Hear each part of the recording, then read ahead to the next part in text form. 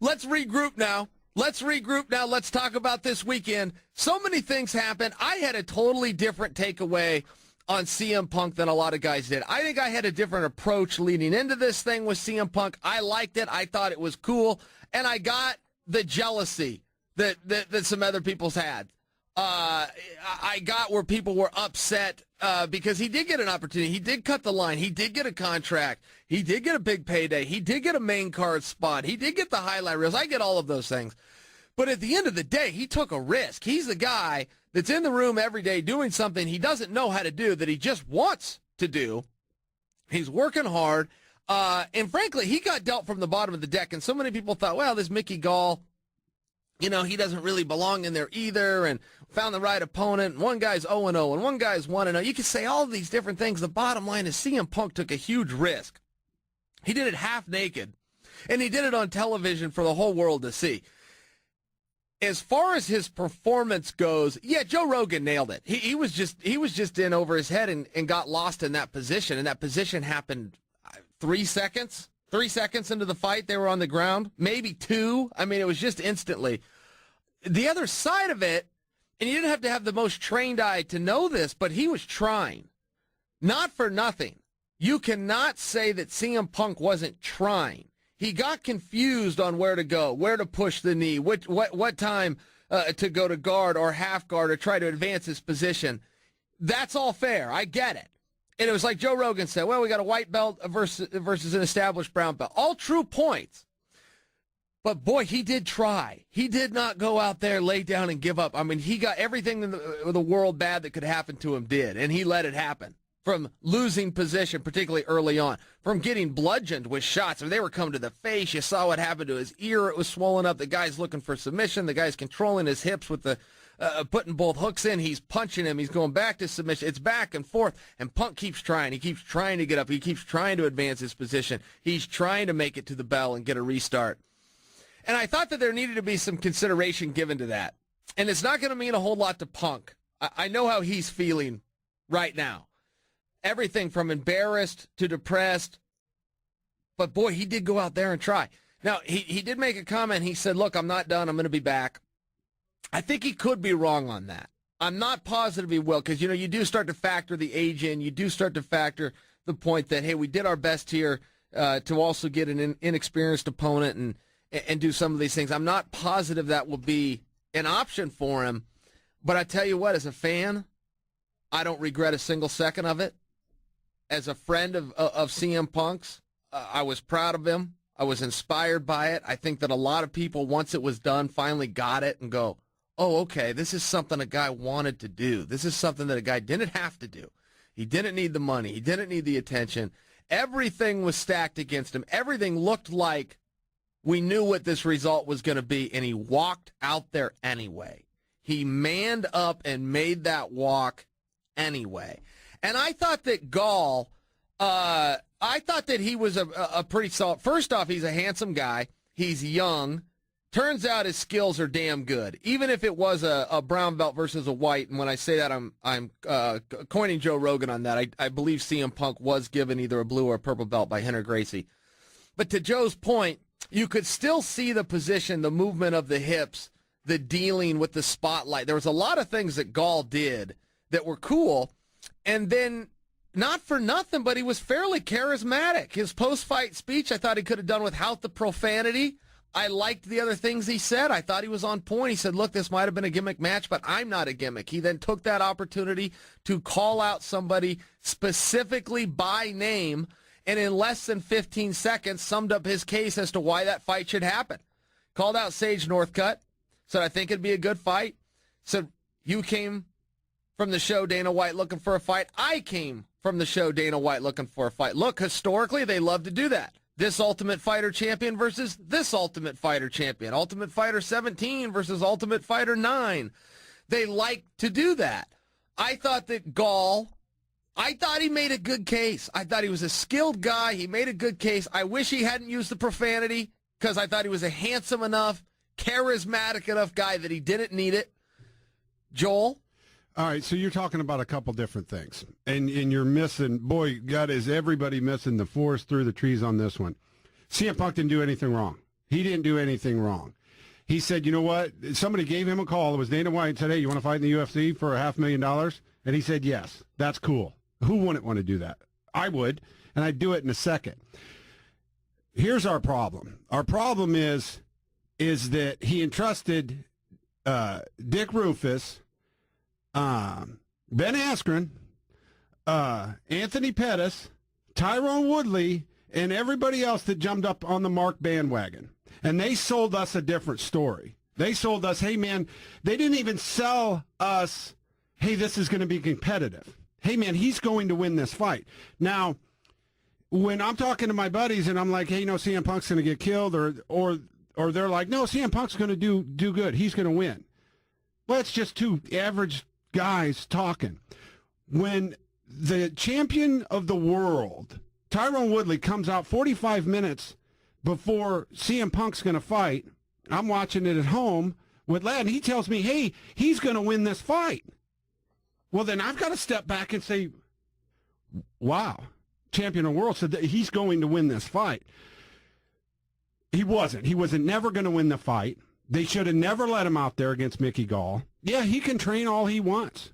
Okay, let me ask somebody a question, Ben Askren.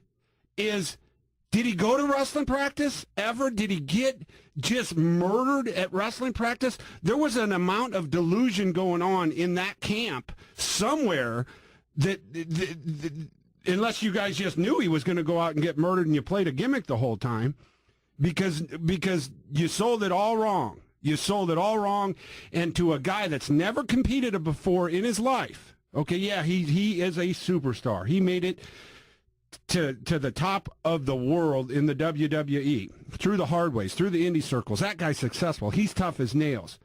He is not an athlete. He never wrestled. He never fought. He never boxed. He never did jiu-jitsu. He came to you guys and said, hey, I want to fight, and I want to win, and I want to compete in the UFC. And somewhere along the line, you guys said it was a good idea. Nobody took him off that track. So CM Punk's got nothing to do here except reevaluate, see if he wants to drop the level and keep doing this. But those guys, they have some responsibility to a fan. Man, you can't tell me anything anymore. Tyrone Woodley, you can't tell me anything anymore. You got a podcast. I can't listen to you. Ben, I love you. I'm a fan of yours. You let that guy get in there. That's an interesting take. I don't know if I agree with you on that, because there has to be something said for the bottom line is he had a contract before he went to the gym. He didn't go to the gym and then Rufus goes, hey, let me climb you up and use my contacts to get in the UFC. The shoe was on the other foot. CM Punk did go out of order. He went out. He had a dream and a goal. He went and got a contract, and then he found the gym. Well, when the finish line is there, what are you proposing, that Askren and the boys tell him, hey, let's kick the can? No, this isn't our guy. We're not fighting Mickey Gall. Let's go scout this guy up. Let's go look at him. You've got it all wrong. You got to just remember, I fought. But how do you scout Mickey Gall? He'd only had one fight, and then he came through that. You guys get on the phone and talk to him. Is this a competitive fight or not? Is this that? CM Punk's never going to get sanctioned again in the world in the UFC. You're marking out. Yeah, there's some truth there. I'm being a little hard, and this isn't on CM Punk, and yeah, you're right, but the point is if this happened in your gym, okay, if Randy Couture, the school you come up in, and this was going on, Randy's gonna figure out his true level of competitiveness. And he's going to give him some good, strong advice. And I just did not see that. I did not see that. I seen a level of delusion come in there, and everybody knew what was going to happen. It was unrealistic from the start ever. Whether Mickey Gall becomes the 170-pound champion of the world or not, Mickey Gall's a 24-year-old stud. That guy doesn't go and get beat up by a 37-year-old man that's never competed in anything. Okay. Yeah, in hindsight, I feel like yeah, that's hard to argue around. But unless I misunderstood you, you're putting this on the gym a little bit. How is it their fault? Look, Punk went out and got a contract and then went and did gym shopping. He found the right place. He had the right workout partners. He's one of the greatest coaching minds. I don't know if you've ever met Duke Rufus, but you would love Duke being around Rufus this guy. is a stud. I watched him fight before there was the UFC. Okay, but let me ask you this. If you're in Coach Rufus's spot and a guy shows up with a contract, he's got a finish line in place. All you can do is what you can do until that finish line's there. What am I going to do? Yes. I'm going to mark out just like Rufus did, just like Askren did, just like Woodley did, just like everybody did, because I'm a mark. But let's at least call a mark on this one. They marked out. You got a privileged guy. Man, everybody quit telling me this heroic thing that a dude worth $7.5 million got to do. He got to train for 2 years with the boys. Wow, that's hard. I'm not positive what side of this you're on. Are you in support of the CM Punk thing, or are you against it? He went out and did it. I'm a little confused. Well, no, he had an opportunity to do it. I would have done it. A million of us would have done it. Okay, what's your gripe? You brought Tyron into this. What did Tyron do? Tyron came out on the pay-per-view 40 minutes before, said he's going to win this fight. Man, this is a good fighter. He's going to win this fight. He's backing his boy. Okay. But yeah, you can't act like I'm talking crazy. That happened. If you're not embarrassed by that, as his bro, oh God, you know how many times CM Punk's got his ass kicked in the last 2 years? Tell me. Once. It was the other night where the guy ripped his ear off and bloodied his face. Now he thought he was getting beat up in the practice room. But you and I know something different than that. It's different paces. Yes. It's different paces. I understand all that. I just feel like we're Monday morning quarterback in it. And I'll tell you this side of it, too. I was on this on Friday. I was on it last week. I was on it a month before. Do you regret watching the fight? No, I never said I regretted watching all right. the fight. I'm not saying you did say that, but I'm just asking because I'll tell you this. On the other side of it, from the business standpoint, I will be curious how it did. You know, there is a law of supply and demand. There is a demand for CM Punk, and there's been no supply for a very long time. He walked out of the wrestling world. I thought that was a work. I thought Vince was in on this whole thing. CM Punk getting sued by it's a mess, right? It's a public company. You can't keep secrets like you used to. It's a mess. He really came into this thing. It was worth my $50. I hope that he's okay. And I'm not sure. Are you being a dick to the CM Punk thing? I'm still not sure what side of this you're on. The side of it I'm on is CM Punk was in way, way, way, way over his head. Okay. Okay. That's clear in hindsight. I can't dispute you. Now, did you see the guy that Mickey Gall fought the first time in the UFC? Yes, I watched the match. That's the guy that CM Punk should have fought. And that might not even have been a close match. So yeah, I'm just on. And is CM Punk a demand? Well, yeah, he got jammed down our throat for the last 2 years by the UFC. I was never interested in it. Now you're doing movies and he's everywhere and fame is what you 500,000 people that listen to this show decide who's famous.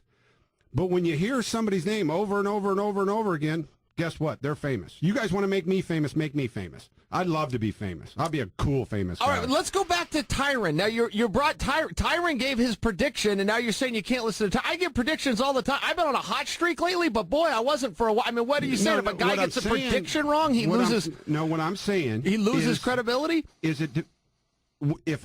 I'm nobody. If I give a prediction, it doesn't matter. I'd say CM Punk's going to lose. You're saying Tyron lended his name to this situation. Absolutely. I don't see the problem with it. I don't see the problem with it. Well, how are you mad at Tyron? You even mentioned Ben Askren listens to you're going to hear from Ben Askren about this. Yeah, and I'm not scared of it. Okay? But Ben is his teammate who tried to help him. Yeah. So what are you saying? That Ben should have pulled him aside and said, hey, Ben should have flown out and done a workout with Mickey Gall and learned the secrets? This guy's going to kick your ass. This guy's going to kick your ass. Everybody knew. Come on, stop. Oh, come on. Come on, we'd look down on Ben if he did that. If Ben, who is his teammate, who cares about him, pulls him aside, gives him an earful, and says, hey, you can't do that, you're telling me that's what the right thing? No, come on. Come on, that would have been the wrong thing. Ben should have supported him, been by his side, just like he was, helped him every way he could, and Punk made a decision he was going to go out there. And even if you're Ben and inside you're going, look, I don't know if this is going to be a great night, you do make the decision, I'm going to do everything I can to make it as great of a night. All right, well, then let's look at it a different way. All right. Then let's get winning out of the equation on this one, Punk, and let's get competing into the equation. Let's get competing into the equation because there's something that missed the boat on that. I mean, that guy was going to run through him 24 days from Sunday. Okay, it's not Monday morning quarterback. That's a 24-year-old stud. He's going to beat that man up every single time. I'm still confused what side of this you're on. So are you on the side that Punk just shouldn't have gone out there, or he should have gone out there, but they should have still picked the opponent? And then certainly you're not suggesting... That should not have been the opponent that they had. Okay, but you pick an opponent that you just, for sure, Punk can win? Well, that's not right either. Punk's got to go out and compete. The other guy's got to have a chance. We're not stacking the deck to help Punk. It's got to be a closer playing field than that. But he'd never done it. Who knew where he was at? That's what I'm telling you. The boys in the gym knew. I tell you what. I know you've got a point, and I trust it could even be a good one. I'm not hearing it though. I'm lost. Who is at fault here? His teammates? Is that what? What are you saying? What exactly are you suggesting? Yes, that's what I'm saying. I'm saying that he was overmatched from the start, and they were all. That everybody was marking out for CM Punk because he's rich and famous. All right. Okay. And he was going to get his ass kicked the entire time, and they should have prepared him differently, been straight with him from the start, man. Hey, there's a really good possibility that you're going to get rim wrecked. Are you cool with that? CM Punk was delusional. And he's gonna be delusional for a while until he figures out where, if he's going to compete again. He said, okay, I'm going to compete again. Yeah, I should have done some things differently. Yeah, I get it. But, man, to give him the Nobel Peace Prize for walking into a cage and getting his ass kicked, man, what are you supposed to do when somebody's beating your ass? You know, oh, my God, he tried. Oh, yeah, okay. You know, I don't get that. It doesn't make any sense. There's so much privilege that you're talking about. He got to train for 2 years with the boy. Okay, good for him. He got to make $500,000. Okay, good for him. You know, he was going to get murdered the whole time. And you, by telling me I'm crazy, are marking out. I definitely marked out for it, but I still do even in hindsight. It was worth my $50. I'm glad I got to see it. I thought he did try. Well, he did try. There was no I thought about it. This isn't. Yes, he didn't quite have the skill. He was over his head to get out of that position, and he shouldn't have been on the main card. Fine. I don't know how Tyron and Ben and Coach Rufus all got dirty on this. How many times have I said it? I don't know. I'm listening to you right now, and I'm finally starting to. Am I a crazy person talking? Understand what you're saying. All right, here, let's move on. Here's a point I did want to make, though. I don't know what the business side of it's going to be. And nobody will. I think the numbers come in this morning, right? They'll go to Dana. He never puts them out. But Meltzer and some other guys put out some predictions. One of the things that Meltzer uses to give his prediction, and I've seen Meltzer's predictions. He's off. But he is the closest I've seen. On the pay-per-views that I was in on, so I got privy to the numbers, Meltzer was way off. But he was the closest. And one of the things Meltzer uses is Google searches. In formulating what the buys did. CM Punk's fight alone had 1 million Google searches. To put that into perspective, the night that Tyron beat Robbie Lawler and became world champion, and that did fine business, they had 200,000 Google searches, just to use that one metric to put that in perspective. I think the business probably did well, and I'll tell you this, and I realize Dana said that Punk's next fight's not going to be in the UFC. It's Dana's call. You can't go against it. I will offer you this, though. CM Punk is the smartest gypsy they've ever had holding the microphone that's been in that business. The only guy you could compare him to is probably Brock. If CM Punk wants to fight in the UFC, he's going to go lay low for a little bit. He's going to get his words together, and he's going to come back out. And if that's where CM Punk wants to go, he has the skill set to change all of our minds, mine included, and yours, and you'll fall for it too. He has that ability. And I don't know what side I hope. I was hoping he would do this one fight. I'm glad that he got to do it. I don't know necessarily that I am hoping for part two, but that's up to him. All right. How tough is the toughest man on the planet? How tough is our boy Stipe that's coming on here in a little bit? All I know is Ben Askren's going to come whip your ass. Well, you know what? I'm not going to run. That's all you need to be worried about. But here's the problem: is I'm not going to run away. And he might be bringing Tyron Woodley with him. So what? What am I going to do? Change my opinion? How long you known me? All right.